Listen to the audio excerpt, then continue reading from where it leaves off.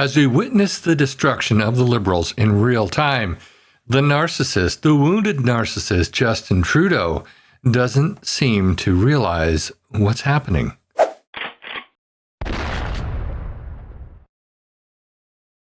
Hey y'all, welcome to my channel. I hope you're having a great day. Well, it's been a day now since Chrystia Freeland jumped ship and abandoned Justin Trudeau. And like the wounded narcissist he is, he's just carrying on, but he's probably feeling sorry for himself and blaming everybody else. Of course, now we know that Dominic LaBlanc was teed up to become the finance minister. He took the oath yesterday in front of the Governor General. And we also know what the fall economic statement was. It was dropped off by Katrina Gould to the Parliament, but there was no statement attached to it. It was just dropped off, and she quickly exited the House because, like the coward she is and all the other Liberals are, they didn't want to answer questions about it. Let's go to CPAC and get a little bit of perspective on everything that happened. Well, Chrystia Freeland is refusing to go quietly into the night, resigning from her position as finance minister and deputy prime minister this morning, just hours before she was scheduled to deliver a fall economic statement. But on Friday, the prime minister told her she would be shuffled out of finance, and rather than just tendering her resignation to the prime minister, she chose to share it on social media, saying in part the following: "To be effective, a minister must speak on behalf of the prime minister and with his full confidence. In making your decision, you made it clear that I no longer credibly enjoy that confidence and possess the authority that comes with it. For the past number of weeks, you and I have found ourselves at odds about the best path forward for Canada. Our country today faces a grave challenge," she writes. "The incoming administration in the United States is pursuing a policy of economic nationalism, including a threat of 25% tariffs. We need to take that threat extremely seriously. That means keeping our fiscal powder dry today so we have the reserves we may need for a coming tariff war. That means issuing costly political gimmicks which we can ill afford and which makes Canadians doubt that we recognize the gravity of the moment. I know Canadians would recognize and respect such an approach. They know when we are working for them, and they equally know when we are focused on ourselves. Inevitably, our time in government will come to an end. But how we deal with the threat our country currently faces will define us for a generation and perhaps longer." Again, major parts of the resignation letter that was published by Chrystia Freeland on social media today, handed over to the Prime Minister. Now, she also goes on to say that she will continue to sit as a Liberal MP, and she intends to run again in her Toronto riding whenever that election happens.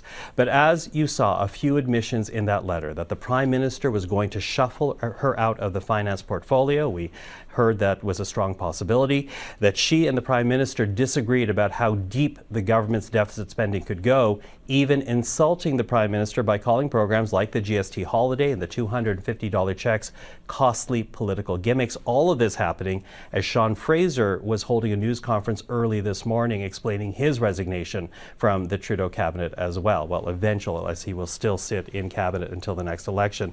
Let's bring in Julie VanDusen right now, frequent contributor to CPAC, as we cover today, which has really been this roller coaster of a day, Julie, up and down, up and down. A major question once we saw Chrystia Freeland resign was who was actually going to be the next finance minister. It took several hours. By the late afternoon, we saw Dominic LaBlanc being sworn in at Raitt Hall. He will sit as the next finance minister. This will be his third portfolio on top of intergovernmental affairs and public safety. You know, that was just part of it because while he was being sworn in, we also have to note that her resignation touched off more Liberal division. As we take a look right now at an unexpected Liberal caucus meeting that happened late this afternoon. This was at the Sir John A. Macdonald building, part of the parliamentary precinct just across the street from Parliament Hill.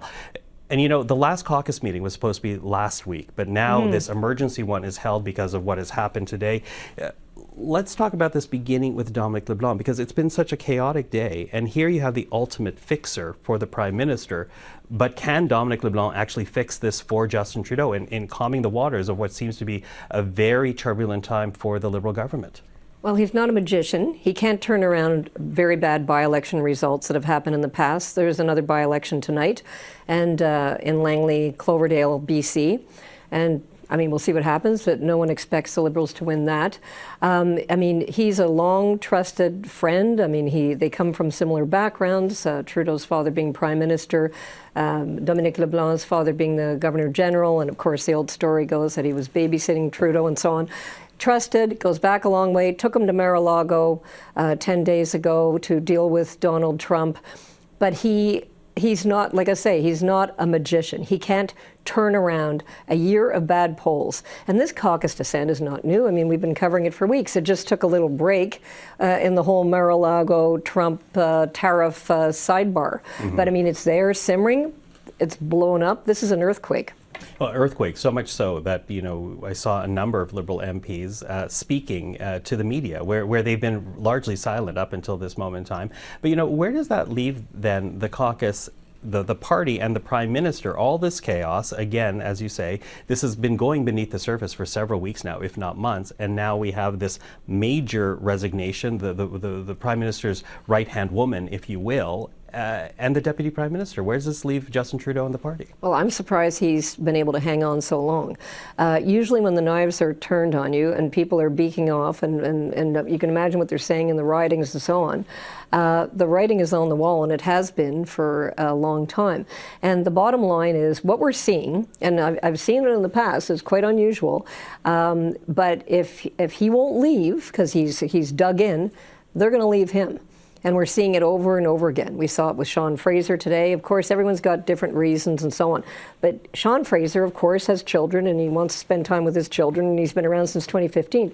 But he's not stupid. He is a rising star. People talk about how articulate he is, and he looks at the next 8 years and says, do I want to do that? I've seen this movie. Back in 2000, when Stockwell Day was the leader of the Canadian Alliance, he screwed up royally, but there were lawsuits against him. People kept saying, he's got to go, he's got to go. He wouldn't go. So an MP told me one day, watch, we're going to leave him. What do you mean you're going to leave him? Well, bit by bit, they all stood up over the weeks and moved to another part of the House of Commons. They left him.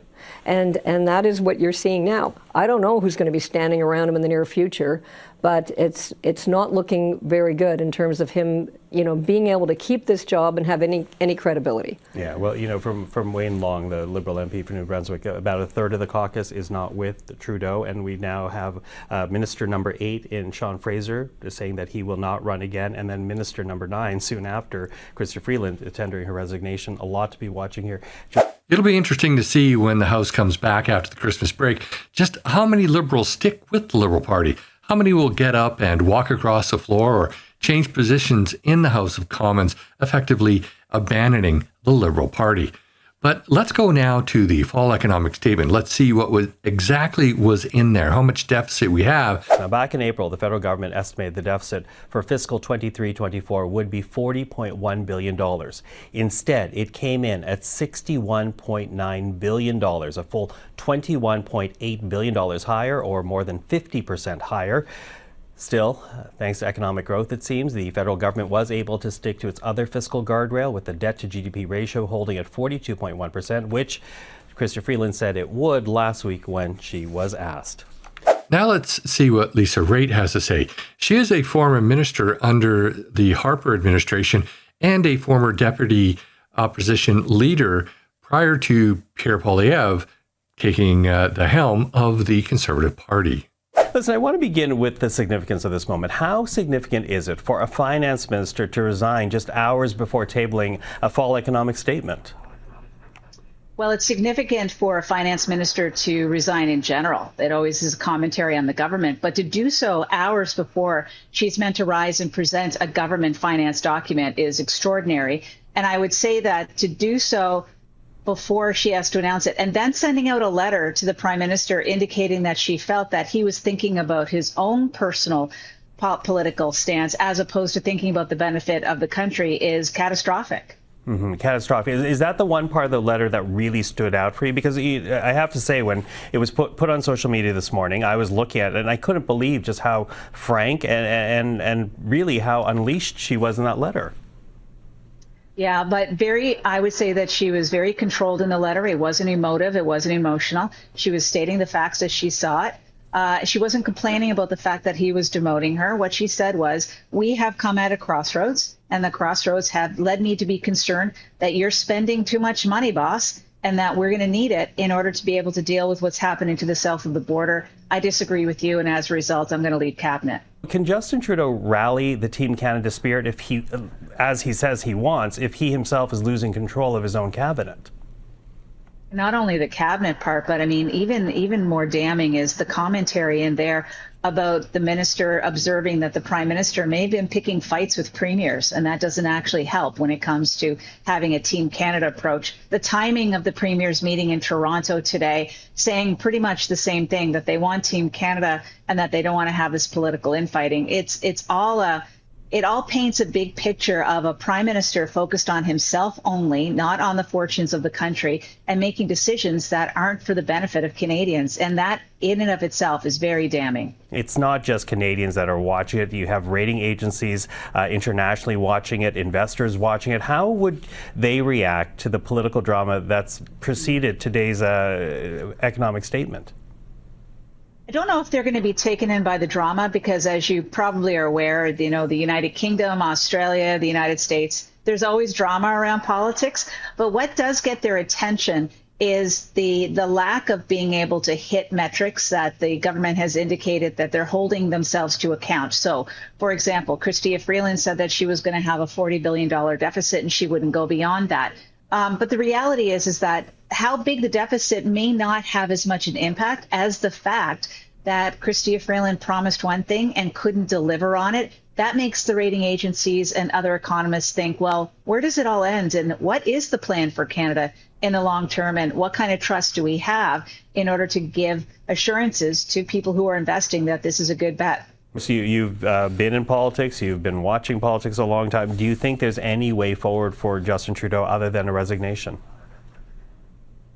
Yeah, an election. I'm team election on this, Michael. I think that he has let it go too far. His time to resign probably was in the summer when the rest of his team wanted him to, meaning a lot of the MPs. He chose not to. He wants to carry them into the next election. I say he should get his wish, that he should take them into the next election, and that he should call an election as soon as he possibly can and let the Canadians have a vote on whether or not they want him to be truly at the helm of negotiating with the United States after Donald Trump gets sworn in on January 20th. Mm-hmm. What do you think this whole matter has done to the type of confidence Canadians can have in the status quo politically vis-a-vis Donald Trump?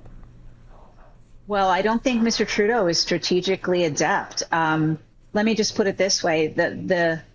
The clown show, for lack of a better word, that has come out on the last 48 hours is stunning. The Prime Minister took the Finance Minister aside on Friday morning and said to her, you're going to get shuffled out of your position. This is what I'm going to offer you. By the way, though, I still want you to stand up on Monday and deliver a fall economic update that you don't agree with, filled with things that I told you to put in there. And then 2 days later, we're going to fire you and bring in somebody else who's probably going to say that your fall economic update was a mistake.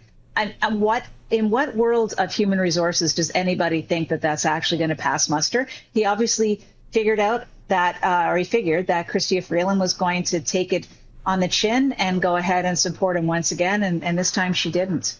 So he doesn't have, I think, the capacity or the understanding of strategy writ large in order to not understand what an opposing force is going to do if you make a certain action. It's fundamentals of negotiations. He is blind to what other people may or may not do. I think that pretty much sums up what Trudeau is like. He's acting like he is a emperor or a king, and everybody else is his sworn lieges who will fall on their sword and die for him because they serve him, not the other way around. And he doesn't quite understand that. He is serving Canadians. Canadians aren't serving him, but that's how he treats people. But that's just my opinion. I'd love to know what you think. Put your comments down below. And while you're at it, please like this video, share with your friends and on social media. And if you haven't already, please subscribe to my channel and hit that bell notification so you never miss another video. Also, please join me on Thursday evenings at 6 p.m. Pacific time on YouTube and, if everything goes right, on Rumble for my live stream where you can join in on the conversation. Finally, if you want to get your firearms license, also known as a PAL, I do teach the required courses. So if you reside on Vancouver Island, there are links in the description of this video to my website where you can sign up to take a course from me. Thanks for watching, and I'll see you in the next video.